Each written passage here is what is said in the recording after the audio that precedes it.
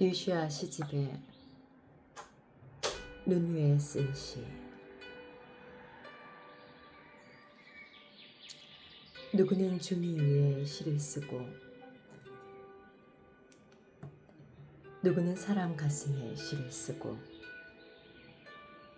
누구는 자취 없는 허공에 대고 시를 쓴다지만 나는 12월의 눈 위에 시를 쓴다.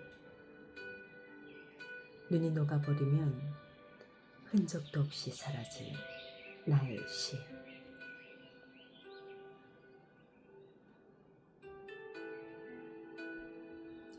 제목 소금.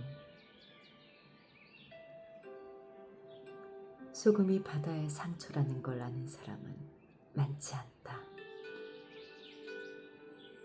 소금이 바다의 아픔이라는 걸 아는 사람은 많지 않다.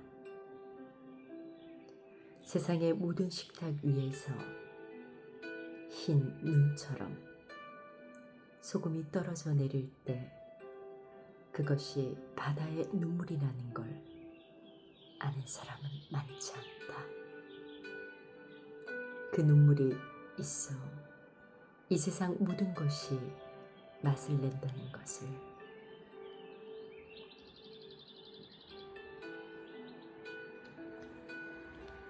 제목 지금은 그리움의 덧문을 닫을 시간.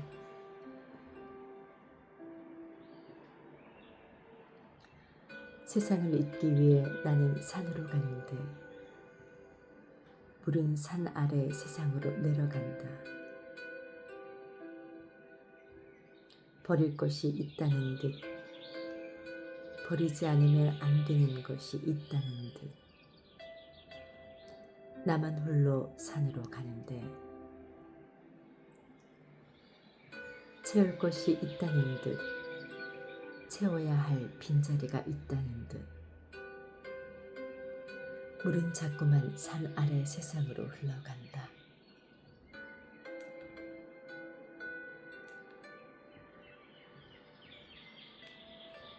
물은 자꾸만 산 아래 세상으로 흘러간다.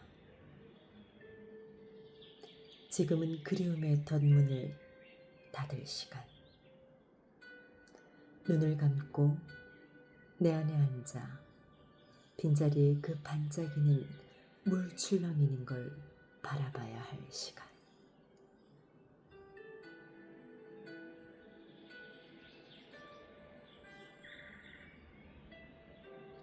제목 나비.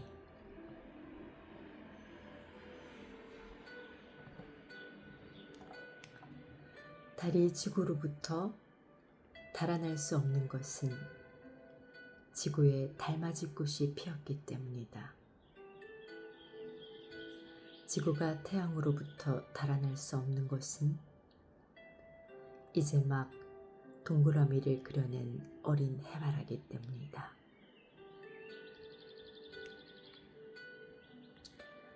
아침에 눈을 뜨면 세상은 나비 한 마리로 내게 날아온다. 내가 삶으로부터 달아날 수 없는 것은 너에 대한 그리움 때문. 지구가 나비 한 마리를 감추고 있듯이 세상이 내게서 너를 감추고 있기 때문.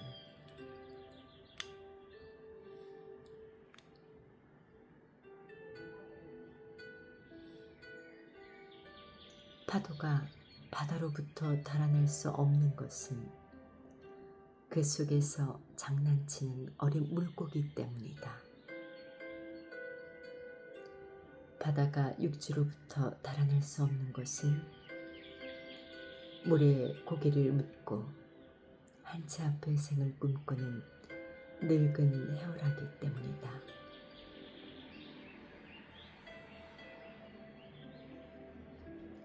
아침에 너는 나비 한 마리로 내게 날아온다. 달이 지구로부터 달아날 수 없는 것은 나비의 그 날개짓 때문.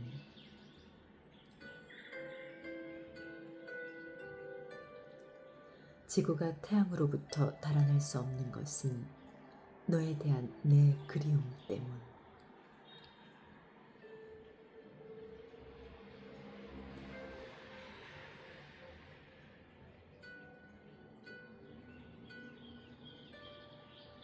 제목: 외눈박이 물고기의 사랑.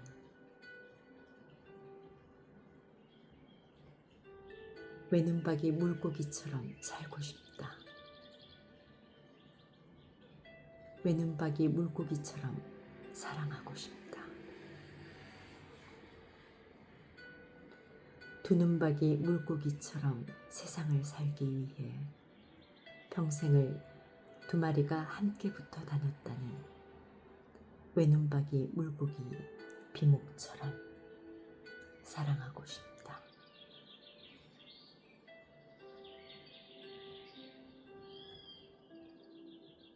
우리에게 시간은 충분했다. 그러나 우리는 그만큼 사랑하지 않았을 뿐. 외눈박이 물고기처럼 그렇게 살고 싶다. 혼자 있으면 그 혼자 있음이 금방 들켜버리는 외눈박이 물고기 비목처럼 목숨을 다해 사랑하고 싶다.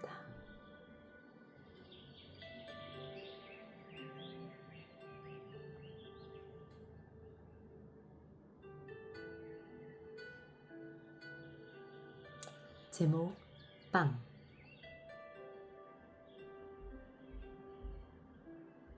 내 앞에 빵이 하나 있다. 잘 구워진 빵.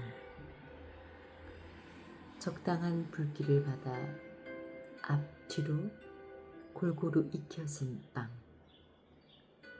그것이 어린 밀이었을 때부터 태양의 열기에 머리가 단단해지고 덜 여문 감정은 바람이 불어와 뒤치게 만들었다. 그리고 또 제분기가 그것의 아집을 낱낱이 깨뜨려 놓았다. 나는 너무 한쪽에만 치우쳐 살았다. 저 자신만 생각하느라 제대로 익을 겨를이 없었다.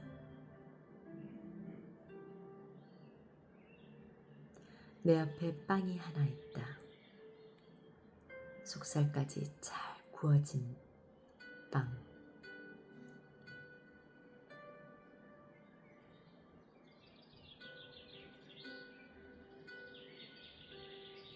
제목: 신비의 꽃을 나는 꺾었다.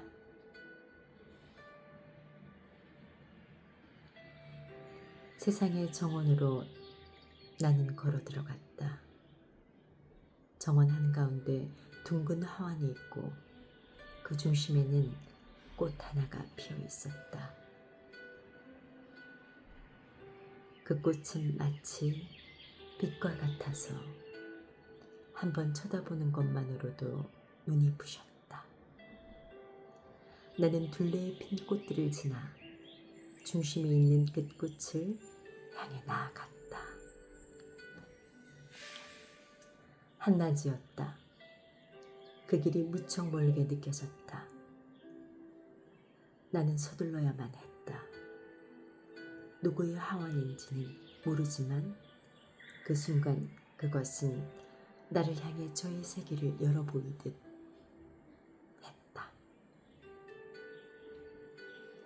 밝음의 한가운데로 나는 걸어갔다. 그리고 빛에 눈부셔하며 신비의 꽃을 꺾었다. 그 순간 나는 보았다. 갑자기 하원 전체가 빛을 잃고 베어로 변하는 것을. 둘레의 꽃들은 생기를 잃은 채 쓰러지고 내 손에 들려진 신비의 꽃은 아주 평범한 시린 꽃에 지나지 않았다.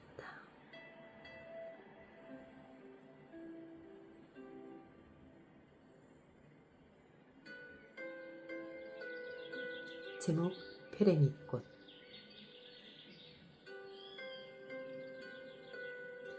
살아갈 날들보다 살아온 날이 더 힘들어 어떨 땐 자꾸만 페랭이 꽃을 쳐다본다.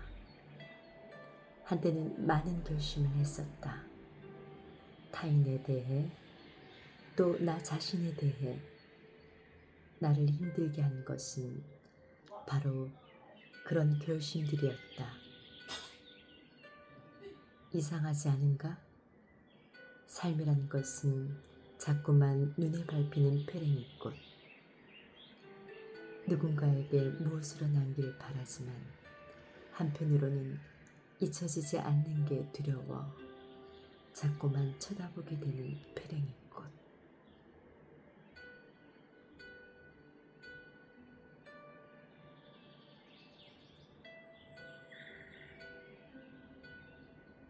제목 별의 못을 박다.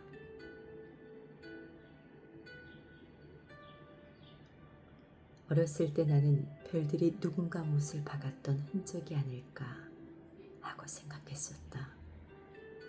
별들이 목구멍이라면 그건 누군가 아픔을 걸었던 자리겠지.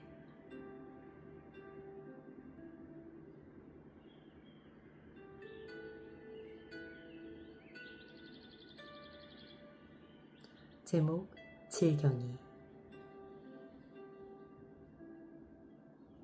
그것은 갑자기 뿌리를 뽑아낼 새도 없이. 슬픔은 질경이와 같은 것.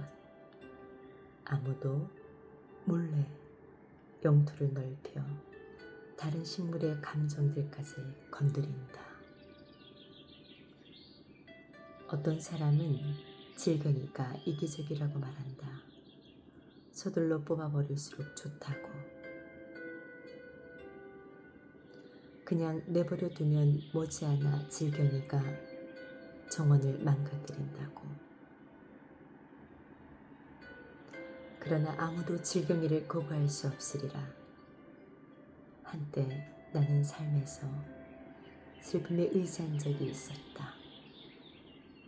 여름이 힘들고 외로웠을 때 내 곁에는 아무도 없었다. 오직 슬픔만이 있었을 뿐.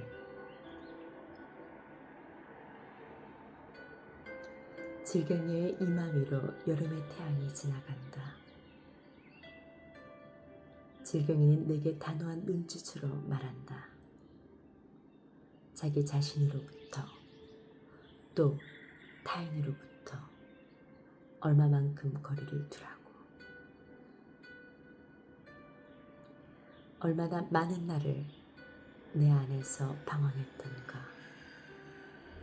8월의 해시계 아래서 나 자신을 껴안고 질경이의 영토를 지나왔다.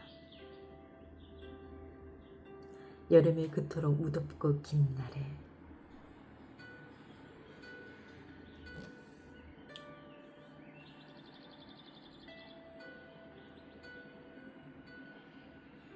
제목 나무는. 나무는 서로에게 가까이 다가가지 않기 위해 얼마나 애를 쓰는 걸까. 그러나 굳이 바람이 불지 않아도 그 가지와 뿌리는 은밀히 만나고, 눈을 감지 않아도 그 머리는 서로의 어깨에 기대어 있다.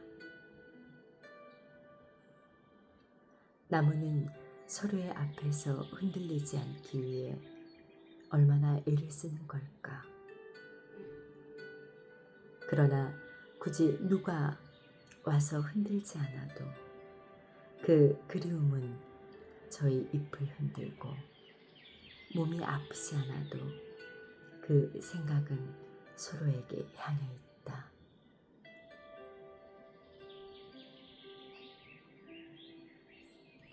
나무는 저 혼자 서 있기 위해 얼마나 애를 쓰는 걸까.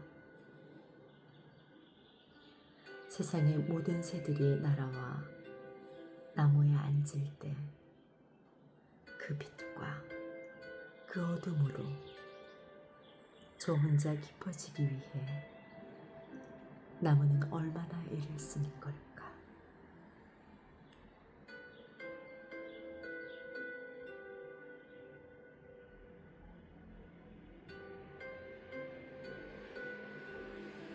제목 꽃등.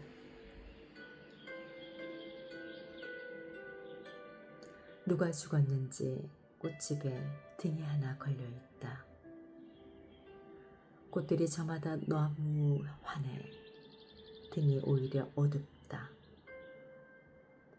어두운 등 밑을 지나 문상객은 죽은 자보다 더 서둘러 꽃집을 나서고 살아서는 마음의 등을 꺼트린 자가 죽어서 등을 켜고 말없이 누워있다. 때로는 사랑하는 순간보다 사랑이 준 상처를 생각하는 순간이 더 많아. 지금은 상처마저도 등을 켜는 시간. 누가 한 생애를 꽃처럼 져버렸는지 등 하나가 꽃집에 걸려있다.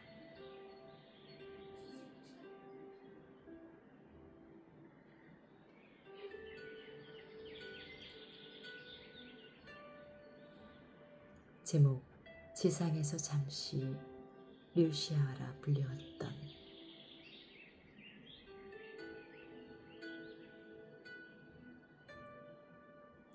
무릎까지 바지를 걷어올리고 별들이 가득 내린 강을 건너다가 그만 별에 발을 찔렸습니다. 지금은 집에 돌아와 그 옛날 내가 떠나온 별에게 긴 편지를 씁니다.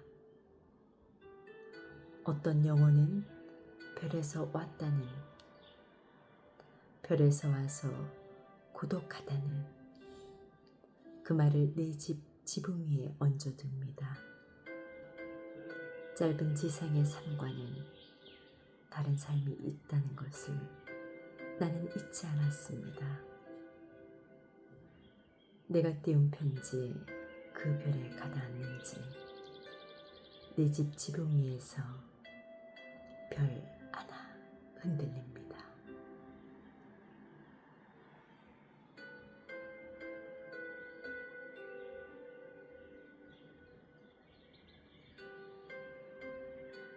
제목 새들은 우리 집에 와서 죽다.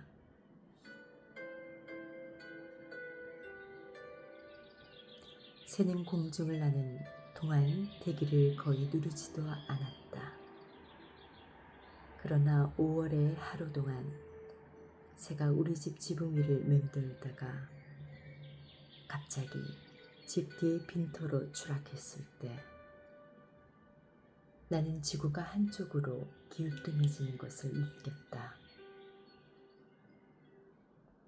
마치 새를 떠받치고 있던 어떤 손이 치워지기라도 한 듯 내가 수직으로 빈터의 민들레밭에 내리꽂히자 우리 집 식탁이 기울어지고 식탁에 놓인 오후의 찻잔이 기울고 순간적으로 찻잔에 물이 엎어져 버렸다. 죽음의 무게가 결코 가볍지 않다고 말하는 듯 추락한 새의 무게는 우리 집 뒤 민들레밭을 누르고 민들레밭은 다시 도시 전체를 누르고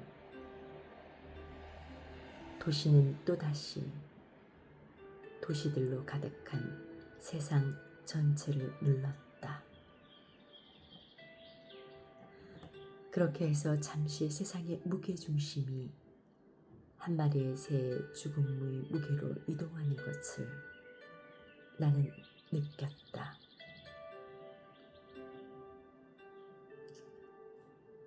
마치 세상의 모든 새들이 그날 오후 우리 집 빈터에 와서 추락하기라도 한 듯,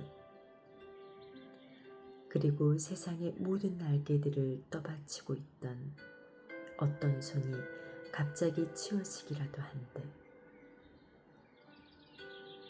지구의 중심이 우리 집 민들레의 빈터로 기우뚱하고 이동하는 것을 나는 느꼈다.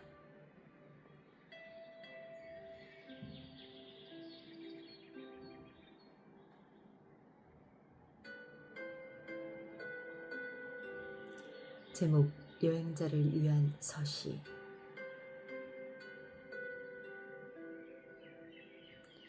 날이 밝았으니 이제 여행을 떠나야 하리. 시간은 과거의 상념 속으로 사라지고 영원의 틈새를 바라본 새처럼 길 떠나야 하리. 다시는 돌아오지 않으리라. 그냥 저 세상 밖으로 걸어가리라. 한때는 불꽃 같은 삶과 바람 같은 죽음을 원했으니 새벽에 문 열고 여행길 나서는 자는 행복하여라. 아직 잠들지 않은 별 하나가 그대의 창백한 얼굴을 비추고 그대는 잠이 덜 깬 나무들 밑을 지나 지금 막 눈을 뜬 어린 뱀처럼 홀로 비명 속을 헤쳐가야 하리. 이제 삶의 몽상을 끝낼 시간. 순간 속에 자신을 유폐시키는 일도 이제 그만. 종이처럼 부서지는 환영에 자신을 묶는 일도 이제 그만. 날이 밝았으니 불면의 베개를 머리맡에서 빼내야 하리. 오 아침이여, 거짓에 잠든 세상 등 뒤로 하고 깃발 펄럭이는 영원의 땅으로 홀로 길 떠나는 아침이여, 아무것도 소유하지 않은 자 혹은 충분히 사랑하기 위해 길 떠나는 자 행복하여라. 그대의 영혼은 아직 투명하고 사랑함으로써 그것 때문에 상처 입기를 두려워하지 않으리. 그대가 살아온 삶은 그대가 살지 않은 삶이니 이제 자기의 문에 이르기 위해 그대는 수많은 열리지 않는 문들을 두드려야 하리. 자기 자신과 만나기 위해 모든 이정표에게 길을 물어야 하리.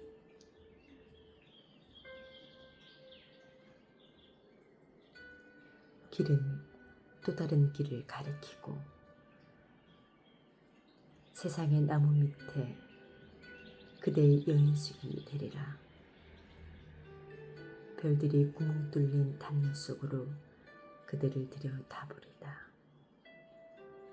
그대는 잠들고 낯선 나라에서 모국어로 꿈을 꾸리라.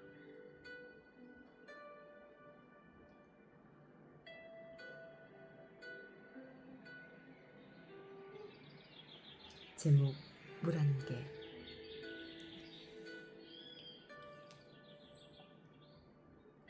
세월이 이따금 나에게 묻는다. 사랑은 그 후 어떻게 되었냐고. 물 한 개처럼 몇 겹의 인연이라는 것도 아주 쉽게 부서지더라.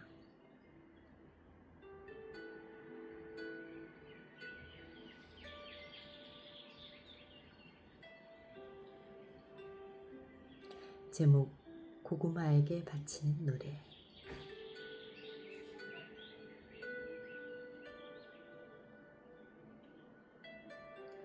고구마여 고구마여, 나는 이제 너를 먹는다. 너는 여름 내내 땅속에서 감정의 노동을 조절하며 태양의 초대를 점잖게 거절했다. 두더지들은 너의 우아한 기품에 놀라 치아를 하얗게 닦지 않고서는 내 앞에 나타나지 않았다. 그때도 너는 내 몸의 일부분만을 허락했을 뿐. 하지만 이제는 온 존재로 내 앞에서 너 자신을 드러냈다. 남자 고구마여, 여자 고구마여, 나는 두 손으로 너를 감싼다. 내가 진흙 속에서 숨쉬고 있을 때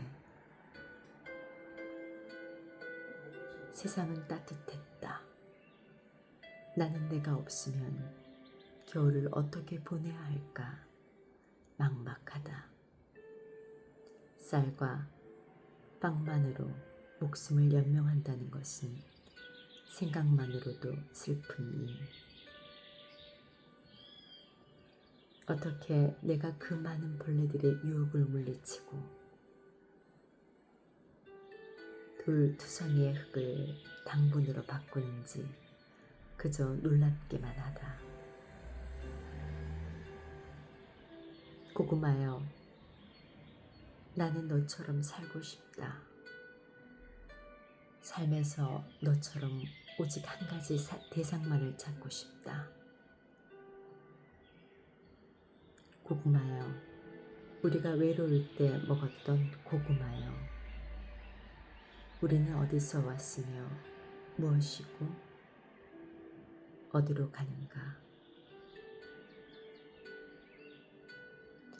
우리는 결국 무의 세계로 돌아갈 것인가? 그러나 내 앞에는 고구마가 있다. 생명은 결코 사라지지 않을 것이라고 너는 말하는 듯하다.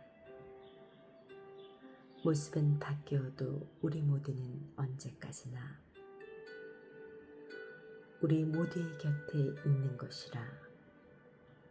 아무것도 죽지 않는다고. 그렇다. 나는 모든 길들을 다 따라가 보진 않았다. 모든 사물에 다 귀 기울이진 않았다. 그러나 나는 감히 대지의 신에게 말한다.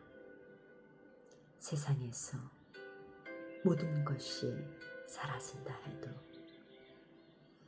고구마여, 너만 내 곁에 있어준다면 희망은 나의 것이라고.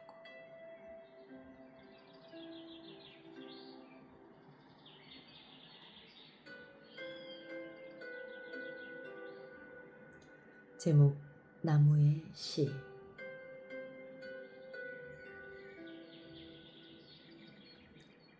나무에 대한 시를 쓰려면 먼저 눈을 감고 나무가 되어야지. 너의 전 생애가 나무처럼 흔들려야지. 해질녘 나무의 노래를, 나무 위에 날아와 앉는 세상의 모든 새를 너 자신처럼 느껴야지. 내가 외로울 때마다 이 세상 어딘가에 너의 나무가 서 있다는 걸 잊지 말아야지. 그리하여 외로움이 너의 그림자만큼 길어질 때, 해질녘 너의 그림자가 그 나무에 가닿을 때, 너는 비로소 나무에 대해 말해야지. 그러나 언제나 삶에 대해 말해야지. 그 어떤 것도 말고.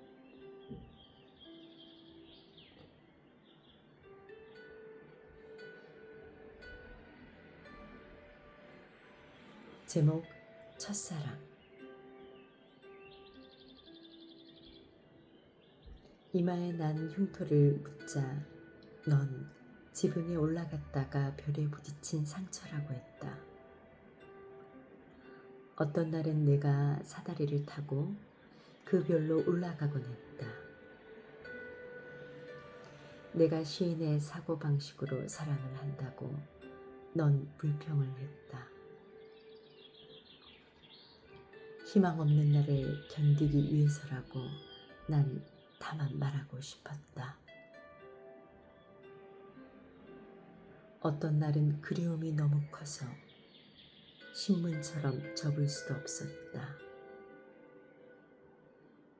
누가 그걸 예수첩에 다 적어 놓은 걸까? 그 지붕 위의 별들처럼.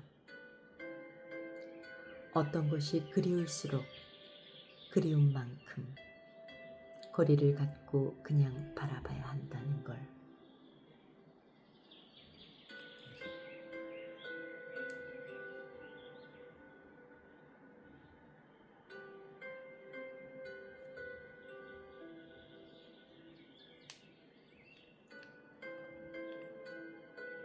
제목 짧은 노래.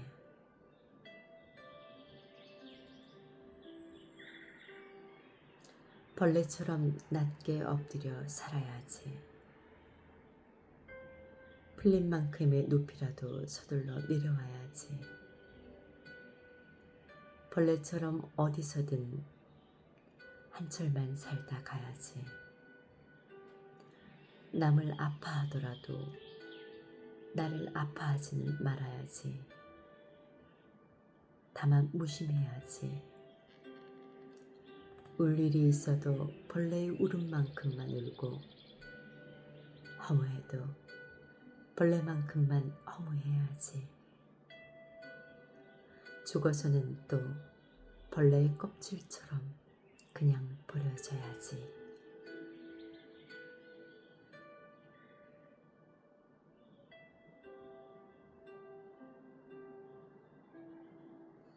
제목 소금별.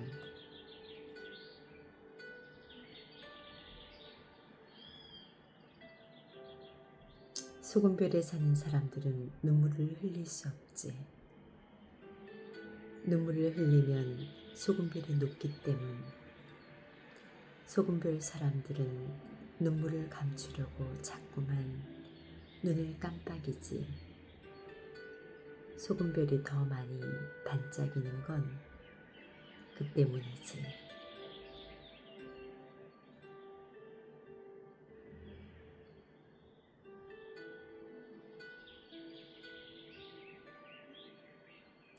제목 저녁의 꽃들에게.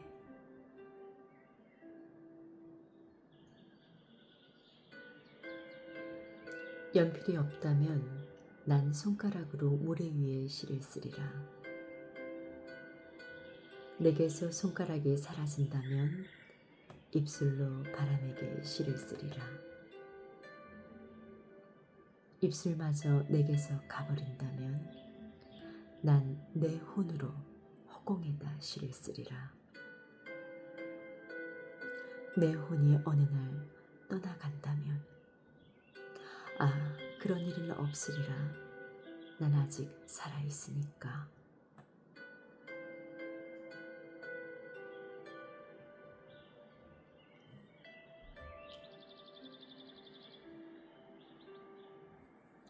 제목 서시. 어느 인도 시인의 시를 다시 쓴.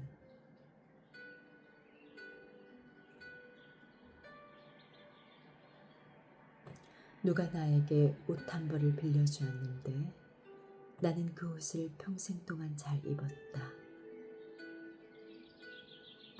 때로는 비를 맞고 햇빛에 색이 바래고 바람에 어깨가 남루해졌다.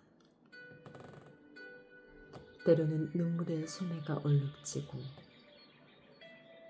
웃음에 흰 옷깃이 나부끼고 즐거운 놀이를 하느라 단추가 떨어지기도 했다.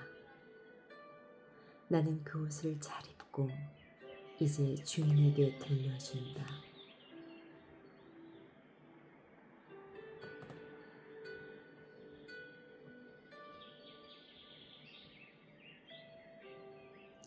제목 히말라야의 새.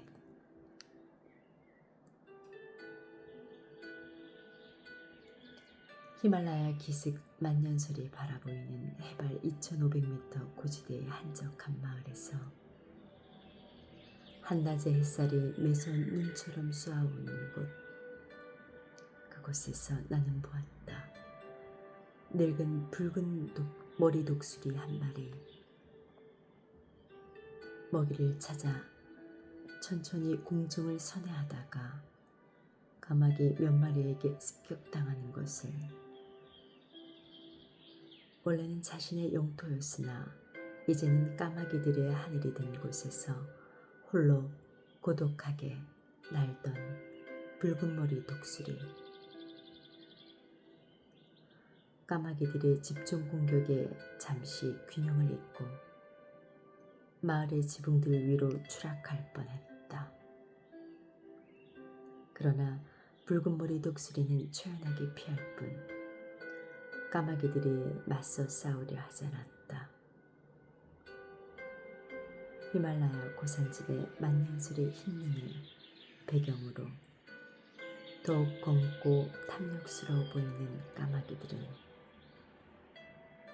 늙은 붉은 머리 독수리를 얕잡아 보고 사방에서 겁 없이 덤벼들었다. 그때 나는 보았다. 독수리의 눈빛이 한순간 흰눈에 반사되는 것을. 그러나 늙은 독수리는 이내 평정을 되찾고 한 바퀴 공중을 선회할 뿐 까마귀들을 공격하지 않았다. 한낮에 태양이 매서운 눈처럼 쏘아보는 곳. 원주민들이 히말라야의 새라고 부르는 붉은 머리 독수리는 천천히 만년설을 향해 날아갔다. 태양도 눈을 녹이지 못한 그곳. 까마귀들은 더 이상 그를 추적할 수 없었다. 나 역시 그 흰 눈에 눈이 부셔서 그곳을 오래도록 바라보고 있을 수가 없었다.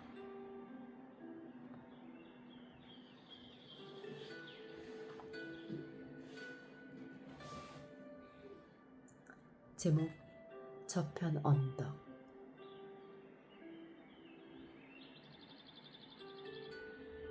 슬픔이 너를 부를 때 고개를 돌리고 쳐다보라. 세상의 어떤 곳에도 의지할 수 없을 때 그 슬픔에 기대라. 저편 언덕처럼 슬픔이 손짓할 때 그곳으로 걸어가라. 세상의 어떤 의미에도 기댈 수 없을 때 저편 언덕으로 가서 너 자신에게 기대라. 슬픔에 의지하되 슬픔의 소유가 되지 말라.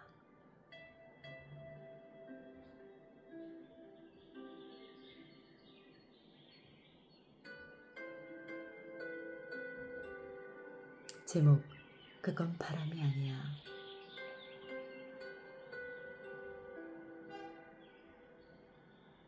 내가 널 사랑하는 건 그건 바람이 아니야.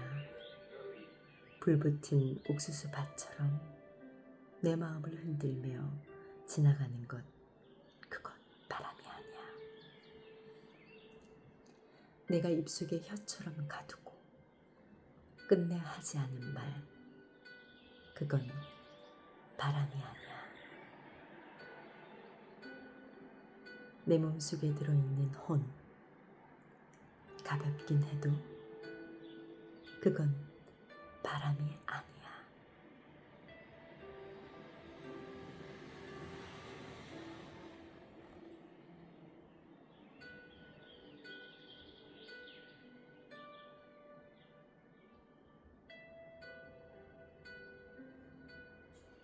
제목 물주에게 말을 가르치며.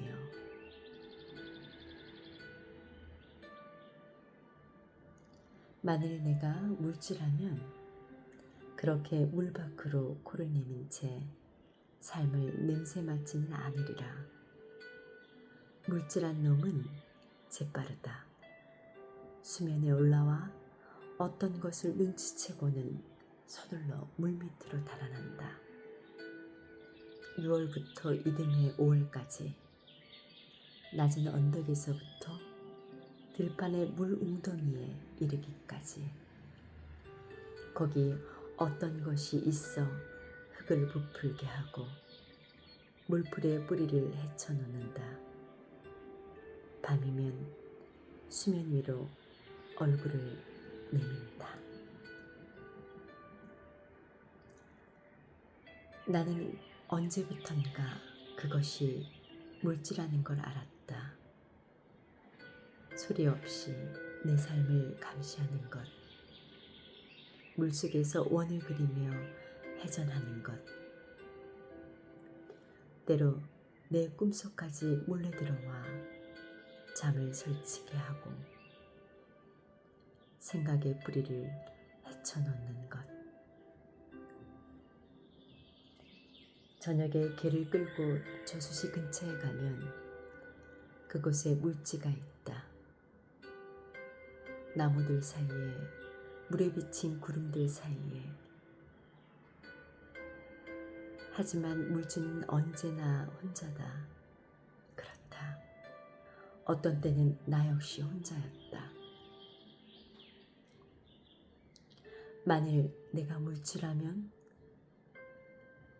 그렇게 살아볼 새도 없이 삶을 놓쳐버리진 않으리라. 아무것도 아닌 곳에 그렇게 놀라지는 않으리라. 내 집 뒤에 물지의 집이 있다. 물지는 이따금 물 밖으로 걸어 나와 내 시집에 얼굴을 문지르기도 하고 코를 들어 내 삶을 냄새 맡는다. 물지에게 내 생처바른 일에 대해 말하지는 않으리라. 나는 다만 물지에 대해 시를 쓰고 밤이면 들판을 건너가는 물지의 발빠른 이야기에 귀를 기울인다. 그러고는 책상에 엎드려 잠을 잔다.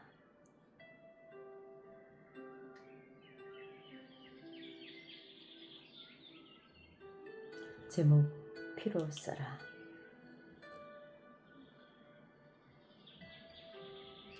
어떤 러시아 시인은 말했다. 피로 써라. 시를, 시 같은 유서를 다만 피로 써라. 나는 피로써 시를 쓰지 않는다. 시가 거의 유행가처럼 되어버린 곳에서 때로는 언어 이외의 것으로 울고 싶어지는 이 무슨 삶이란 말인가.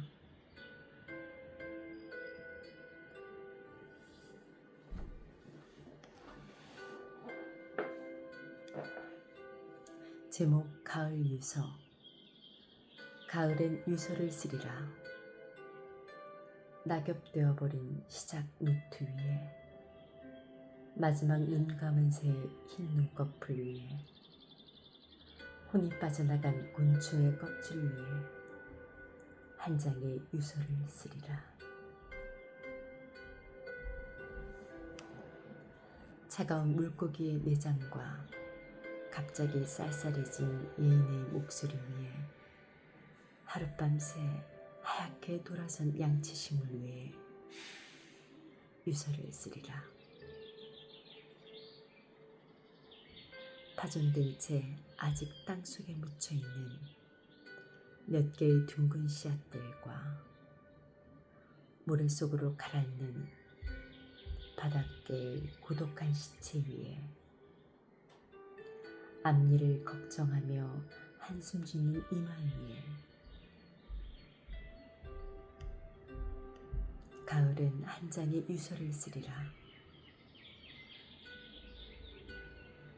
가장 먼 곳에서 상처처럼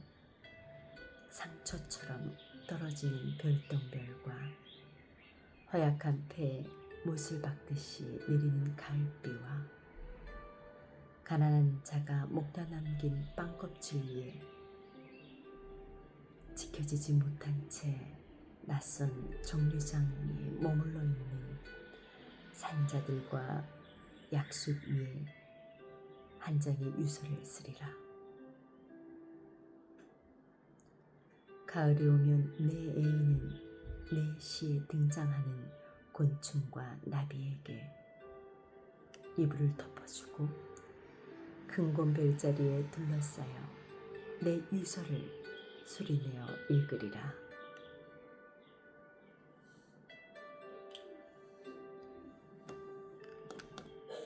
제목: 사랑의 기억이 흐려져 간다.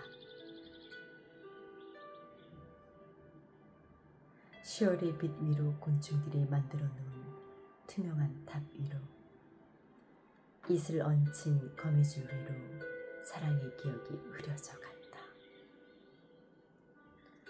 가을 나비들의 날갯짓, 촛눈 속에 파묻힌 생각들, 지켜지지 못한 많은 약속들 위로 사랑의 기억이 흐려져 간다. 한때는 모든 것이 여기에 있었다. 그렇다.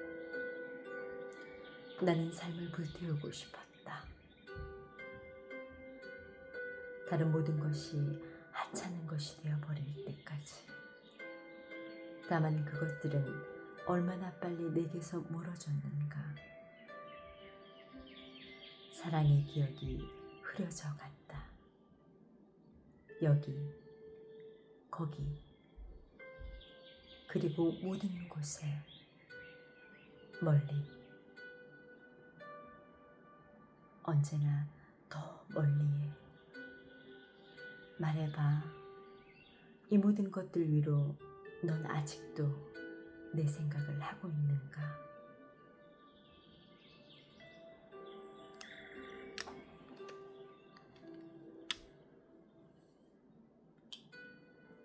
제목: 전화를 걸고 아무 말도 하지 않는 사람에게. 당신은 마치 외로운 새 같다. 긴 말을 늘어놓지만 결국 아무 말도 하지 않는 것이나 마찬가지니까. 당신은 한겨울의 저수지에 가보았는가? 그곳에는 침묵이 있다. 억새 불줄기에 마지막 집을 짓는 곤충의 눈에도 침묵이 있다. 그러나 당신의 침묵은 다르다. 삶에서 정말 중요한 것은 누구도 말할 수 없는 법, 누구도 요구할 수 없는 삶. 그렇다. 나 또한 갑자기 어떤 깨달음을 얻곤 했었다. 그러나 그것들은 정작 누구에게도 말할 수 없었다. 생각해보라. 당신도 한때 사랑을 했었다. 그때 당신은 머릿속에 불이 났었다. 하지만 지금 당신은 외롭다. 당신은 생애의 저편에 서 있다. 그 그림자가 지평선을 넘어 전화선을 타고 내 집 지붕 위에 길게 드리워진다.